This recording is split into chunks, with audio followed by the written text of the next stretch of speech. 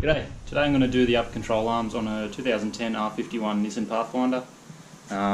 What you're going to need is a trolley jack, jack stands, a full socket set, and just a few extras there. Now I've got an impact drill, but you probably won't have room to use that, so we'll see what happens with that. I'll take you through as best I can. Alright, first step, jack stand under the frame there with a piece of wood. Another jack stand under the front of the frame there with a piece of wood. And I've got the trolley jack under the lower control arm ball joint to take pressure off the upper ball joint. And bolts. So you need an 18 for the bolt, for the nut. It looks like a 21. For this, take the split pin out, undo the nut, spray a bit of d40 into the threads there, and hit it with a soft hammer at first, and then if that doesn't give, smack it with a heavy front one. Left upper control arm is out. It wasn't too hard. You can leave the inner guard in on this side because you've got plenty of room, as long as you've got average size hands.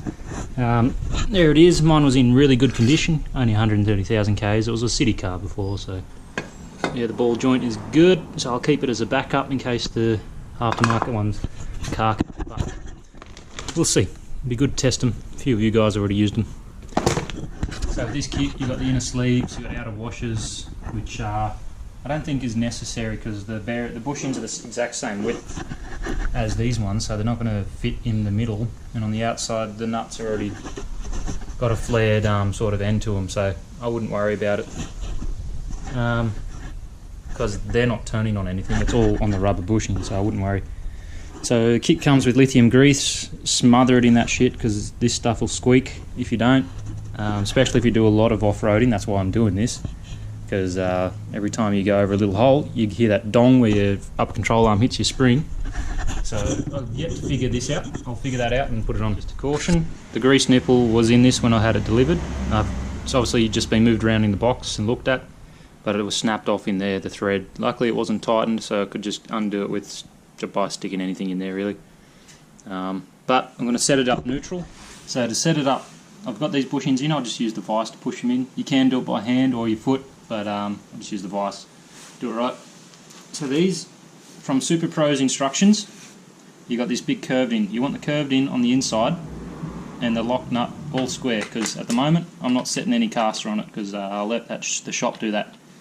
But at the moment I want a little bit of negative camber, because when I go through corners in the wet it just pushes the front through really bad, and off-roading as well. So put it in neutral, it locks in place. You put the nut and washer on top and you've got all this slidey room. So obviously I'll just do a tape measurement or a ruler measurement and try and get each side as equal as I can. I might just go straight in the middle, see what it looks like on the ground after it settles, and yeah, take it to the shop in the first week, because otherwise you will scrub out your tyres really bad. I'm already due for a rotation after 7,000 Ks because of the positive camber on the front chewing out the outside of the tyre. Alright, so everything's in, it all lined up perfectly, bolts aren't tight yet, everything just slid into place. Make sure you have the curved side of this facing out, otherwise it will connect with its spring carrier. Only things to be aware of for this, I think, are the threading on the grease nipple is very delicate, probably because it's brass. It snapped off on the other one, so I'll just have to find a bolt to plug it with until I get another one from a shop. Other than that, I'll tighten everything down, set it to as much. I'm going to put it on -2 camber and see what that looks like on both sides, and then the shop can fix it. Because the front tyres are already scrubbed out, so a little bit of even wear will help them. So alright, I'll tighten it down. I don't have torque settings, but they were tight and then just that little bit extra, so you'll feel it if you've got any knowledge of mechanics. Alright, so the first thing I've noticed with the cheaper kit, this top nut, so that's one I got from a local shop. This is the original one. It threaded when I wasn't even putting too much strain on it. Like, you'd think something that holds your upper control arm to the rest of the wheel spindle would need a lot of torque on it, but I reckon I wasn't even over 40 and it just spun the thread in this. So got some aftermarket, thicker, twice as thick, from my local bolt shop. It cost me like $4 for two, and some actual decent sized grease nipples to fit on top. So yeah, that's the ones I got. That's the ones it came with. So yeah, they should, and they actually fit my grease gun, so this is better. So driver's side, we have the steering rack connector in the way of this bolt. This bolt's fine, I've already undone them both. I've heard you can just get enough room to push it out, and when you reassemble, insert the bolt from the other side.